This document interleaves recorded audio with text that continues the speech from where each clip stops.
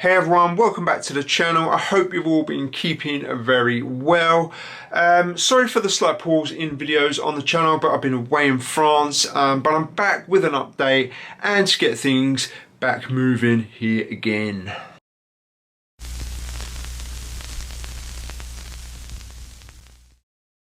So I am now just under 2 weeks from Barcelona Marathon, and Houston, we have a slight problem because I've picked up a slight niggle. Well, I think it's actually more than a niggle. Yeah, it's unfortunate, and you know, I seem to have had my fair few niggles here and there building up in this marathon, but I've been able to manage them and get through them, and you know, been able to complete all the runs. But unfortunately, I picked up a slight pull or tear in my adductor, my groin area, and well, without making this video sound negative or anything like that, you know, it's what it is. What it is. It's just one of those things that's occurred, and I'm trying to do everything I can at the moment to get myself to the start line and be in Barcelona and at least have a crack at that marathon. So this pull is something that I picked up in France. It's just one of those things that happens because I was working on the house, I was ripping up some old floors as part of the next renovation that we're doing, and I stepped up onto quite a high step, pushed up, and I felt a twinge.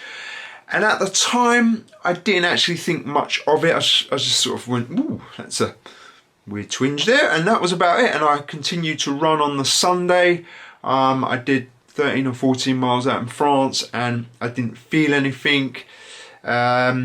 And it's only last week that really sort of things have sort of developed in that area. Now, I had a scheduled run last Tuesday on the plan to do. It was about 1 hour and 15 minutes. It was just purely endurance, and I just couldn't do that run. I stopped after 15 minutes because, look, I've had this injury before, but I've had it in my right leg, and funnily enough, I had that injury in the build up to the London Marathon, first time I ever took on a marathon, and I continued to run on it, and I raced on it, and I did a half marathon, and I had a full-blown injury, and I wasn't able to run for 8 weeks because of it. So yeah, you know, it's do you keep running and be stupid about it and risk even further injury, or do you stop and try and play it conservatively? And that is what I chose to do. You know, I like to think that I'm a little bit more sensible these days, and after that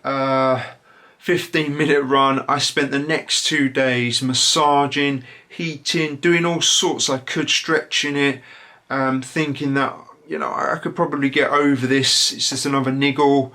And it did feel better because I went to the track 2 days later and did my warm-up, and I felt that I could run, whereas, you know, 2 days prior to that, you know, 15 minutes of running, I thought if I carry on running, I'm going to injure myself really badly here. But I didn't feel like that at the track, and I did the speed workout. Now, you could call that stupid, but I felt at the time that it was the right thing to do. I got through the workout, and there was tightness there, but never a point did I think, oh God, I've really injured myself here, I shouldn't run, or I can't run. So that's why I got through that workout. Now, again, you might question, was that sensible? But you can always tell after a workout whether you have some sort of reaction to it. And I didn't have any reaction. My leg wasn't any worse. The next day I woke up, I felt, okay, maybe this is just a little niggle, and I'm able to continue training. And then we came to Sunday, and Sunday was my last chance to get another 20 miles in the bag. Morning everyone. So that was supposed to be my last real long run, 20 odd miles today, but I can't run it. I just can't run it now. I can't risk being fully blown injured. I've done 15 minutes and I can feel my groin. It's not what I need, this, but 2 weeks out from Barcelona, and really, yeah, I'm walking on a bit of a knife edge, I think. So I've got to try and, I don't know, get this back to some sort of way in which I can run on it. without worrying about it. Not quite sure how I'm going to do that yet, but a lovely morning for running as well. Nice and cold, frosty, sunny. There you go. What happened was, well, quite simply, after 15 minutes of running, I felt exactly the same as what I felt on Tuesday, and I thought if I carry on running, I'm gonna again risk a full-blown injury. So I had to stop. I walked the rest of the way home, and therefore, yeah, that 20-mile run went out of the window.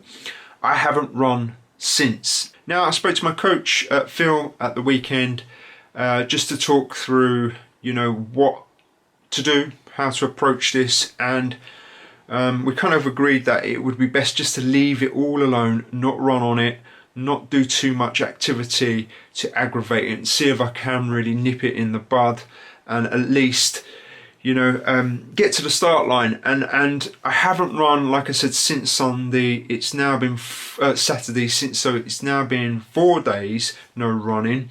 And I haven't done any biking either to aggravate it. I'm going to go back on the bike today, but it's nothing too hard.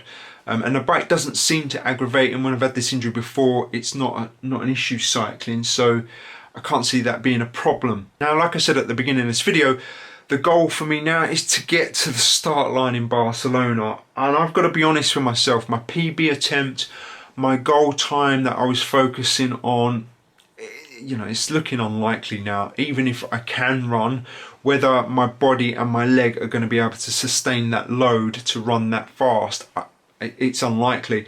It's not impossible, nothing's impossible, but you know, the odds are stacked against me, I think, and it's unlikely that I will do that. But look, it's frustrating, you know.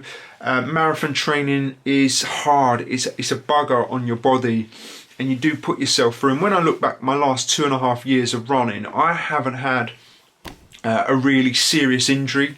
Nothing that's caused me to stop running for a long period of time. And I think, I'd like to think that's because I'm a little bit more sensible about things these days. I can spot things going on with my body. I'm able to adapt to them, and this is what I'm trying to do with this one, just to get to Barcelona. And I think, you know, as athletes, if you're into your sport like I am, and you train, you know, quite a lot every week, you have to accept that you're going to get injuries. It's part and parcel of the course, and you have to accept that sometimes in the build up to one of the races you've been, you know, aiming at, you're going to pick things up. It happens to us all, and I think it's about the resilience that you can show to get through that, and that's what I'm trying to, you know, show at the moment and deal with myself.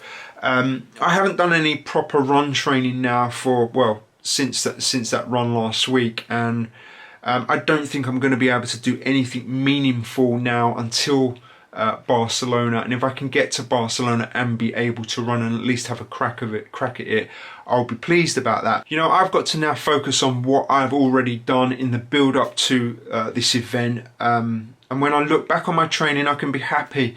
I know that I've, you know, got all of those runs done. I've done 95% of what coach has said to me to do.